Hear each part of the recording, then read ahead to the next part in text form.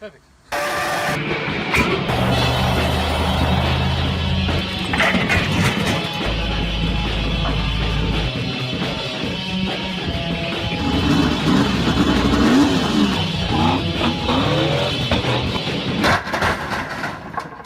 Perfect. All right, so we're under the back of the wagon here, and I need to adjust the ride height of my shock absorbers. So I've got them set in about the middle at ride height. I need more like compression travel, so it's sitting too close to here, so it's bottoming out too much. So I need to wind this part down into there to bring this height further down so that I get more travel from the shock absorber. So I can't put the spring any higher. If I could, I would, but that's its maximum there. So what I have worked out is the easiest way to get these things in and out for adjustment is you take your wheel off for a start, obviously jack up the car and hold it in the air, and then you want to take off this first bolt under here, which is that one, which I believe is 17.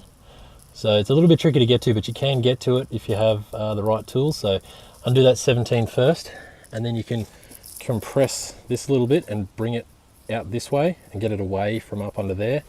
And then you can undo this 12 afterwards. And then once you've got the shock body over as far as you can this way, it's out from underneath all this stuff, and you can just slide the whole thing forward. And then it's the reverse, putting it back on. So you slide it in that way, tuck it under, push it up, and then put the bolt through. Now these bolts can be a little tricky, especially when this is under pressure, but if you can get a pry bar in here and pry on it, that seems to be the easiest way to get them to sit in the right spot, and then put the bolt through and tighten it up. So before you remove the shock body, loosen off your collars here to make it easier once it's out of the car. So it's held in place now, so if you take them out now, it makes it a little bit easier later. So I'm gonna see if I can do a bit of step-by-step with you to get these in and out. So you can throw a normal spanner and a ratcheting spanner in here. So I use the normal spanner to get it loose, and then I use the ratcheting spanner to remove it. So you can I can't do it with one hand, but you basically just stick it through this gap here and then ratchet back and forth like that, and it will come hopefully all the way out. So once you get to the end of the bolt, you just need to pry it out, and you may want to make sure that your coils are in the correct way so there's not one directly in front of the bolt, so that you can actually get it out. So again, it's a little bit tricky. All right, so once that bolt's out, you can jam your pry bar up here, if we can see anything. There we go, just up on top there, and just use it to pry the shock absorber down and hopefully out. If it works for you, I might need two hands for this, but I mean, you get the idea.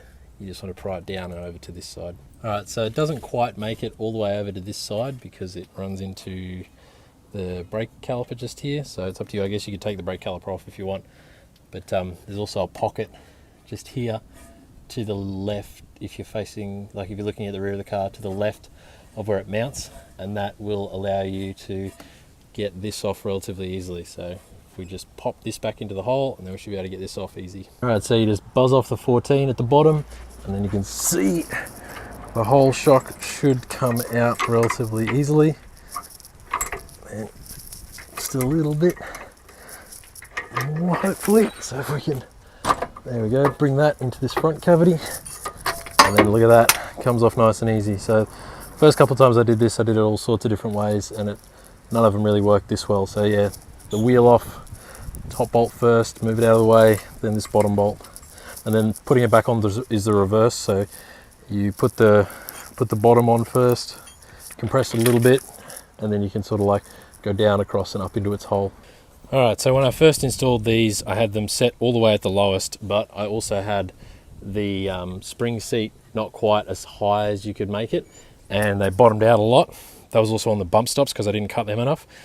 So then I took the bump stops out, cut them more, and then I raised the seat height even further, and then I put these in, and I tried to aim to get the ride height at the middle of the travel of the shocks. So the shocks travels about 85 millimeters with a bump stop at the bottom that adds another 5 or 10 millimeters, but obviously you can't really count that. So when I installed it, I did not do the maths on the geometry because the bottom mount and the top mount are like on an angle like that. They're not straight up and down, so you'd need to do some Pythagoras to work out the length that you want to achieve between eyelet and eyelet.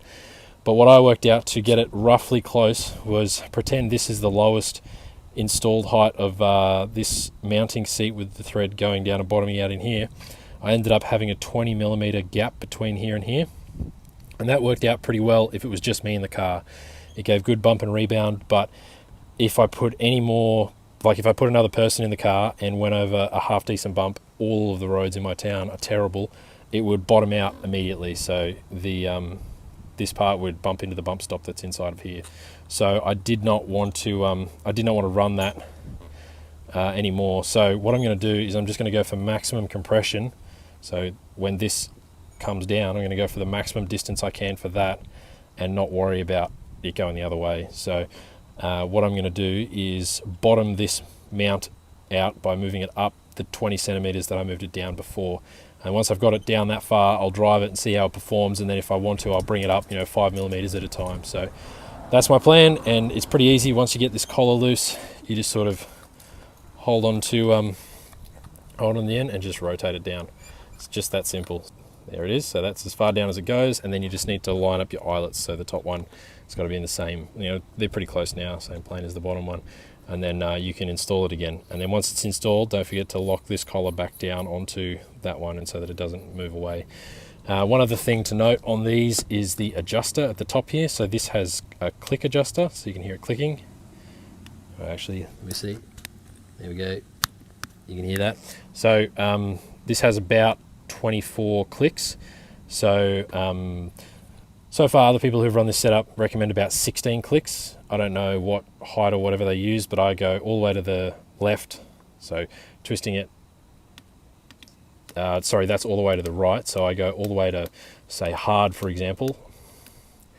And so that's 24. So then I go 23, 22, 21, 20, 19, 18, 17, 16. And so just leave it at that. So this is kind of hard to adjust when it's in the car because it's tucked right up at the mount, but you can do it if you're desperate. So I started at 16 on both sides, and then I can move from there if I choose to change it, because it will adjust the rate that it compresses. I believe that's the only adjustment that it will do is compression rate. So yeah, that's the setup for these. And you just throw them back in and do the same on both sides, and you should be sorted. All right, so something else when you're installing these or when you're getting them, the top and bottom have like extra spaces on the sides.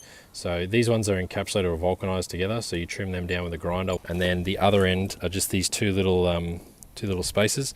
And so you trim each one equally so that they are this sort of, the width of this. There you go. So they're roughly the same. And that will, you just have to trim those up, and so then it will fit onto the studs and into the mount properly. So you got to remember to do that before trying to fit them. All right, so I've got the bottom one installed with both washers, and I can now put the bolt in to hold it in place.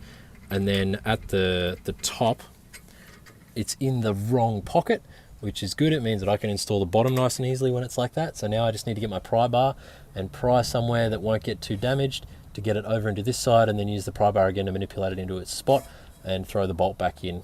And it's that simple. It just might take a little bit of finagling and a little bit of care up here to make sure you don't damage too many things. So while trying to line up the top bolt, you may need to get a little creative with a jack, and if you can't quite get it twisted in the right direction, a shifter or a spanner, if you have the right size, onto here, twist it left and right to get the alignment at the top right. So see how it's way out? So you can throw a shifter on here, give it a move, and then have a look, and it's much closer now. So we'll be able to get that in with just a pry bar to move it across. So obviously you just repeat for the driver's side as well. The only difference being this has a panhard rod mount in the way, which is a pain, but ultimately it's got the same pockets up here that you can use to get this out more comfortably, and then same bolt down the bottom. And obviously if you've had these in and out before, you've already modified this section to clear the body of this while it moves up and down. So that's pretty much the gist of it.